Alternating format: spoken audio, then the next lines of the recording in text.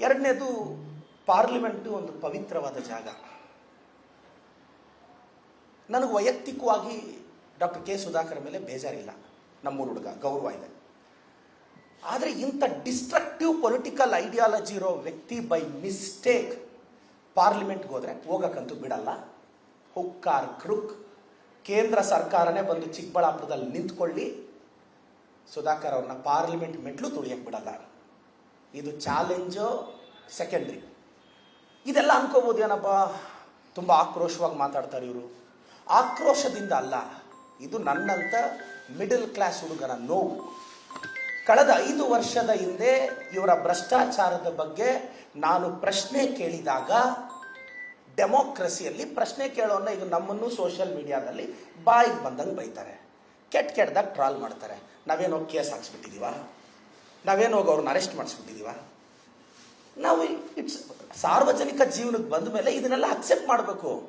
ನಿಮ್ಮನ್ನು ಹೊಗಳ್ತಾರೆ, ಬೈತಾರೆ, ಕೆಟ್ಟದಾಗ. ನಾನು ಯಾರ ಮೇಲೆ, ನನ್ನನ್ನು ಭಾಳಷ್ಟು ಜನ ಕೆಟ್ಟದಾಗ ಬೈತಾರೆ ಸೋಷಿಯಲ್ ಮೀಡಿಯಾದಲ್ಲಿ. ನಮ್ಮದೇ ಸರ್ಕಾರ ಇದೆ, ರಿವೆಂಜ್ ತಗೋಬೋದಲ್ಲ. ನೋ, ಡೆಮೋಕ್ರಸಿಯಲ್ಲಿ ಕನ್ಸ್ಟ್ರಕ್ಟಿವ್ ಕ್ರಿಟಿಸಿಸಮ್ ಇರುತ್ತೆ, ಕ್ರಿಟಿಸಿಸಮ್ ಇರುತ್ತೆ, ಬಿಡಬೇಕು. ಅದನ್ನು ಜೀರ್ಣಿಸ್ಕೊಳ್ಳೋ ಶಕ್ತಿ ಇದ್ರೇ MLA MP ಆಗಬೇಕು. ತಟ್ಕೊಳ್ಳೋ ಶಕ್ತಿ ಇಲ್ಲಾಂದ್ರೆ 4 ಗೋಡೆಗಳ ಮಧ್ಯೆ ತೆಪ್ಪಾಗಿ ಬಿಸ್ನೆಸ್ ಮಾಡ್ಕೊಂಡು ಕೆಲಸಕ್ಕೆ ಹೋಗಿರ್ಬೋದು. ಸುಧಾಕರ್ ಅವ್ರಿಗೆ ಆ ಪೇಷನ್ಸ್ ಇರಲಿಲ್ಲ. ನನ್ನ ಮೇಲೆ 22 ಕೇಸ್ ಹಾಕ್ಸಿದ್ರು, ಅರೆಸ್ಟ್ ಮಾಡಿಸಿದ್ರು. 10,000 ಜನ ಬಂದು ನನ್ನನ್ನು ಬಿಡಿಸ್ಕೊಂಡ್ಬಂದರು 5 ವರ್ಷದ ಹಿಂದೆ. ಅದಾದಮೇಲೆ ನನ್ನ ಮೇಲೆ ಒಂದು ಅಟ್ಯಾಕ್ ಆಯಿತು.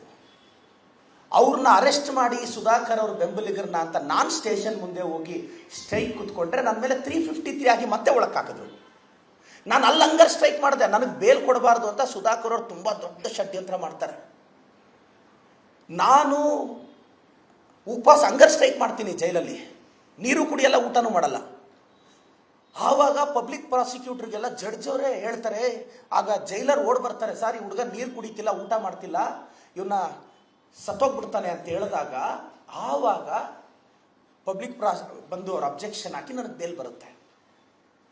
ನನ್ನ ಮನೆ ಹತ್ರ ಒಂದ್ಸಲ ಸುಧಾಕರ್ ಅವ್ರ ಪೊಲೀಸ್ ಅವ್ರನ್ನ ಕರೆಸಿ ಅರೆಸ್ಟ್ ಮಾಡಿಸ್ತಾರೆ. ಏನು ಕಾನೂನು ಸುವ್ಯವಸ್ಥೆ ಅವ್ರ ಅಪ್ಪಂದ?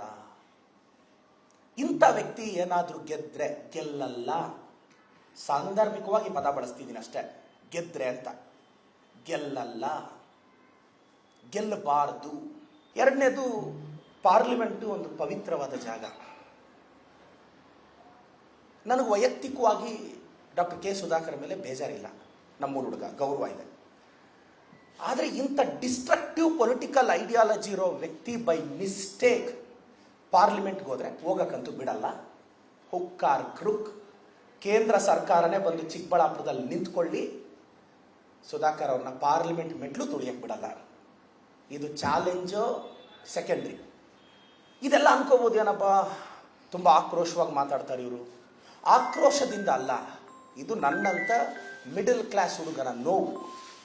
ಕಳೆದ 5 ವರ್ಷದ ಹಿಂದೆ ಇವರ ಭ್ರಷ್ಟಾಚಾರದ ಬಗ್ಗೆ ನಾನು ಪ್ರಶ್ನೆ ಕೇಳಿದಾಗ, ಡೆಮೋಕ್ರಸಿಯಲ್ಲಿ ಪ್ರಶ್ನೆ ಕೇಳೋನ್ನ ಈಗ ನಮ್ಮನ್ನು ಸೋಷಿಯಲ್ ಮೀಡಿಯಾದಲ್ಲಿ ಬಾಯಿಗೆ ಬಂದಂಗೆ ಬೈತಾರೆ, ಕೆಟ್ಟದಾಗ ಟ್ರಾಲ್ ಮಾಡ್ತಾರೆ. ನಾವೇನೋ ಕೇಸ್ ಹಾಕ್ಸ್ಬಿಟ್ಟಿದ್ದೀವ, ನಾವೇನೋ ಅವ್ರನ್ನ ಅರೆಸ್ಟ್ ಮಾಡಿಸ್ಬಿಟ್ಟಿದ್ದೀವ. ನಾವು ಇಟ್ಸ್ ಸಾರ್ವಜನಿಕ ಜೀವನಕ್ಕೆ ಬಂದ ಮೇಲೆ ಇದನ್ನೆಲ್ಲ ಅಕ್ಸೆಪ್ಟ್ ಮಾಡಬೇಕು. ನಿಮ್ಮನ್ನು ಹೊಗಳ್ತಾರೆ, ಬೈತಾರೆ, ಕೆಟ್ಟದಾಗ. ನಾನು ಯಾರ ಮೇಲೆ, ನನ್ನನ್ನು ಭಾಳಷ್ಟು ಜನ ಕೆಟ್ಟದಾಗ ಬೈತಾರೆ ಸೋಷಿಯಲ್ ಮೀಡಿಯಾದಲ್ಲಿ. ನಮ್ಮದೇ ಸರ್ಕಾರ ಇದೆ, ರಿವೆಂಜ್ ತಗೋಬೋದಲ್ಲ. ನೋ, ಡೆಮೋಕ್ರಸಿಯಲ್ಲಿ ಕನ್ಸ್ಟ್ರಕ್ಟಿವ್ ಕ್ರಿಟಿಸಿಸಮ್ ಇರುತ್ತೆ, ಕ್ರಿಟಿಸಿಸಮ್ ಇರುತ್ತೆ, ಬಿಡಬೇಕು. ಅದನ್ನು ಜೀರ್ಣಿಸ್ಕೊಳ್ಳೋ ಶಕ್ತಿ ಇದ್ರೇ MLA MP ಆಗಬೇಕು. ತಟ್ಕೊಳ್ಳೋ ಶಕ್ತಿ ಇಲ್ಲಾಂದ್ರೆ 4 ಗೋಡೆಗಳ ಮಧ್ಯೆ ತೆಪ್ಪಾಗಿ ಬಿಸ್ನೆಸ್ ಮಾಡ್ಕೊಂಡು ಕೆಲಸಕ್ಕೆ ಹೋಗಿರ್ಬೋದು. ಸುಧಾಕರ್ ಅವ್ರಿಗೆ ಆ ಪೇಷನ್ಸ್ ಇರಲಿಲ್ಲ. ನನ್ನ ಮೇಲೆ 22 ಕೇಸ್ ಹಾಕ್ಸಿದ್ರು, ಅರೆಸ್ಟ್ ಮಾಡಿಸಿದ್ರು. 10,000 ಜನ ಬಂದು ನನ್ನನ್ನು ಬಿಡಿಸ್ಕೊಂಡ್ಬಂದರು 5 ವರ್ಷದ ಹಿಂದೆ. ಅದಾದಮೇಲೆ ನನ್ನ ಮೇಲೆ ಒಂದು ಅಟ್ಯಾಕ್ ಆಯಿತು. ಅವ್ರನ್ನ ಅರೆಸ್ಟ್ ಮಾಡಿ ಸುಧಾಕರ್ ಅವ್ರ ಬೆಂಬಲಿಗರನ್ನ ಅಂತ ನಾನು ಸ್ಟೇಷನ್ ಮುಂದೆ ಹೋಗಿ ಸ್ಟ್ರೈಕ್ ಕೂತ್ಕೊಂಡ್ರೆ ನನ್ನ ಮೇಲೆ 353 ಆಗಿ ಮತ್ತೆ ಒಳಕ್ಕೆ ಹಾಕಿದ್ರು. ನಾನು ಅಲ್ಲಿ ಹಂಗರ್ ಸ್ಟ್ರೈಕ್ ಮಾಡಿದೆ, ನನಗೆ ಬೇಲ್ ಕೊಡಬಾರ್ದು ಅಂತ ಸುಧಾಕರ್ ಅವ್ರು ತುಂಬ ದೊಡ್ಡ ಷಡ್ಯಂತ್ರ ಮಾಡ್ತಾರೆ. ನಾನು ಉಪವಾಸ ಹಂಗರ್ ಸ್ಟ್ರೈಕ್ ಮಾಡ್ತೀನಿ ಜೈಲಲ್ಲಿ, ನೀರು ಕುಡಿಯಲ್ಲ, ಊಟನೂ ಮಾಡಲ್ಲ.